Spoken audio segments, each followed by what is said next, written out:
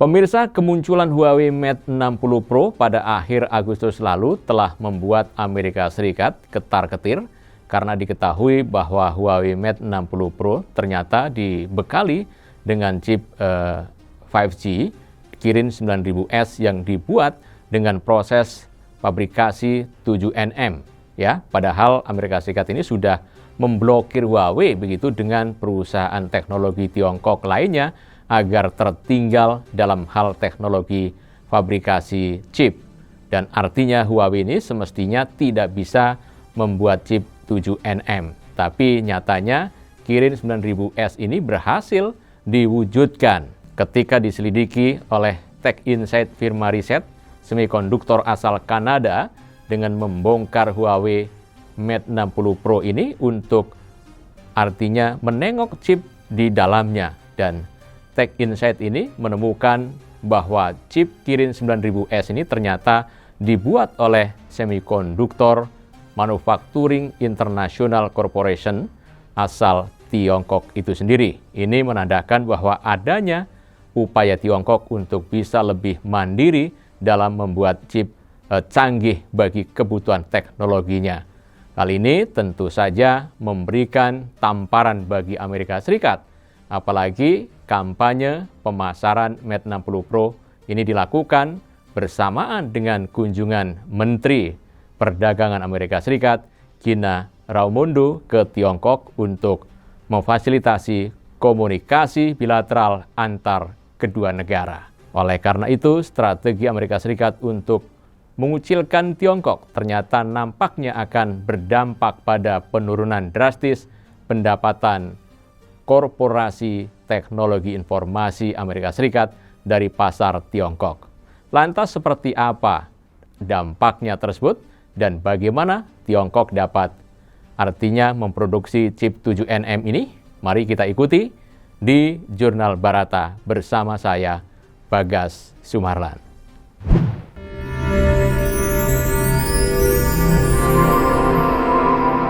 Jurnal Barata. Pemirsa, SMIC diketahui telah masuk ke dalam Entity List Amerika Serikat pada Desember 2020 lalu, menyusul Huawei yang pada Mei 2019 lebih dulu tercantum dalam daftar hitam perusahaan yang dilarang membeli produk-produk teknologi dari Barat.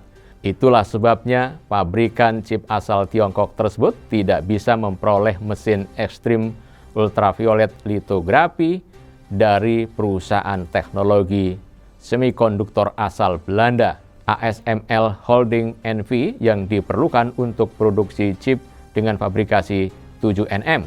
Oleh karena Belanda selaku pemilik teknologi EUV dan satu-satunya di dunia setuju untuk mengikuti kebijakan Amerika Serikat dengan tidak menjualnya ke Tiongkok. SMIC pun akhirnya mentok di teknologi 14nm dan tidak bisa menuju ke 7nm. Namun seperti yang kita lihat hari ini, nampaknya Tiongkok sanggup membuktikan kepada dunia bahwa kemajuan itu tidak bisa dihambat dengan cara apapun. Buktinya, meski disangsi oleh Amerika Serikat dan Barat, Tiongkok nyatanya sanggup memproduksi chip canggih tersebut. Inilah yang kemudian memicu asumsi dari berbagai kalangan mengenai produksi chip 7nm oleh Tiongkok tersebut. Firma riset elektronik Volmahut Techno Solution asal Tokyo, Jepang, juga mengungkap bahwa rahasia di balik chip 7nm Kirin 9000S bikinan SMIC. Berdasarkan penjelasan dari CEO Techno Solution Michel Casio bahwa SMIC ini sebenarnya tidak menggunakan teknologi fabrikasi 7nm untuk memproduksi Kirin 9000S, melainkan juga teknologi 14nm yang memang sudah dimilikinya. Hanya saja menurut Casio ada semacam teknik khusus yang diterapkan oleh SMIC sehingga performa chip Kirin 9000S ini bikinannya pun bisa artinya menyamai kinerja chip yang juga dibuat dengan teknologi 7nm. Namun bagaimana persisnya teknologi tersebut bisa dibuat hanya diketahui oleh SMIC dan Huawei. Analis ekuitas firma keuangan Jefferies Edison Lee juga punya pendapat sendiri soal ini. Menurutnya, chip Kirin 9000S ini sebenarnya dibuat oleh Huawei dengan meminjam teknologi dan perlengkapan produksi dari SMIC.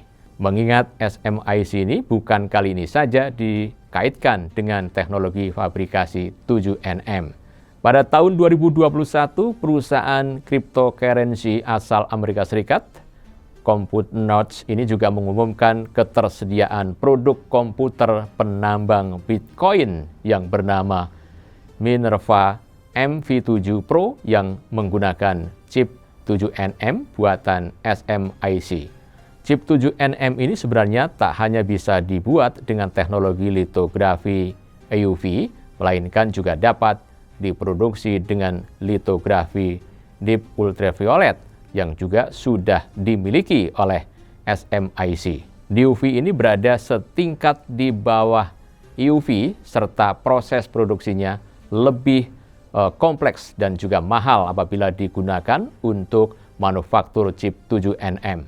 Namun tetap saja DUV ini bisa digunakan untuk membuat chip 7nm sehingga tak menutup kemungkinan bahwa teknologi inilah yang dipakai oleh SMIC.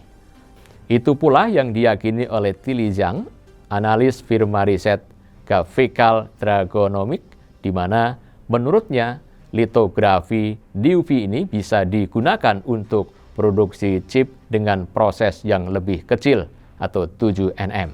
Biasanya hal ini tidak cocok secara hitungan komersial, tapi secara teknis tidak mustahil. Pada tahun 2022, firma riset Tech Insight ini juga sempat melaporkan bahwa SMIC ini memang sudah bisa memproduksi chip 7nm dengan memodifikasi mesin-mesin yang masih boleh dibeli dari ASML, di mana perusahaan multinasional asal Belanda. Namun, yield atau imbal hasil dari produksi chip 7nm ini dengan cara ini pun hanya 50% atau jauh lebih rendah dibandingkan standar industri sebesar 90%. Sehingga akan menaikkan biaya sekaligus membatasi jumlah produksi. Dengan demikian, dengan beberapa asumsi tersebut bisa kita simpulkan bahwa jika benar SMIC ini menggunakan litografi DUV alih-alih EUV untuk membuat chip 7nm, maka masih ada kendala bagi Tiongkok ke depannya untuk membuat fabrikasi 5nm dan 3nm yang diketahui membutuhkan EUV. Namun, jika kita lihat berbagai terobosan teknologi canggih yang telah dibuat Tiongkok hari ini, bahkan sukses melampaui negara-negara maju seperti Amerika Serikat dan Barat. Bukan tidak mungkin ke depannya Tiongkok juga akan sanggup membuat terobosan luar biasa dalam memproduksi chip canggih dunia. Meski dalam posisi diancam ataupun disanksi oleh Amerika Serikat dan sekutunya. Lihat saja bagaimana Huawei Mate 60 Pro mampu ternyata menjadi saingan yang paling setara bagi iPhone buatan Apple. Bahkan Huawei kini juga berpotensi menggerogoti pasar korporasi raksasa teknologi informasi asal Amerika Serikat. Mengingat pemakaian chip Kirin 9000S ukuran 7nm ini akan meningkatkan efisiensi dan juga efektivitas telepon seluler, menghemat baterai dan juga mencegah pemanasan gawai. Seorang analis Ming Chi Kuo yang mengatakan bahwa chip merek Kirin 9000S ini merupakan ancaman bagi Qualcomm yang mendominasi pasar global untuk produk serupa, di mana selama ini Huawei pun adalah salah satu pelanggan utama Qualcomm Korporasi Amerika Serikat. Diketahui bahwa Huawei sukses menghindari serentetan hantaman Amerika Serikat berkat kolaborasi dengan 88 perusahaan afiliasi yang juga tersebar di 75 negara. Semua perusahaan afiliasi Huawei pun juga berperan membuat Huawei beralih ke pemakaian sistem sendiri, termasuk pengembangan Meta ERP yang mencakup sektor bisnis termasuk dengan komputasi awan, instrumen, teknologi, informasi, dan juga komunikasi.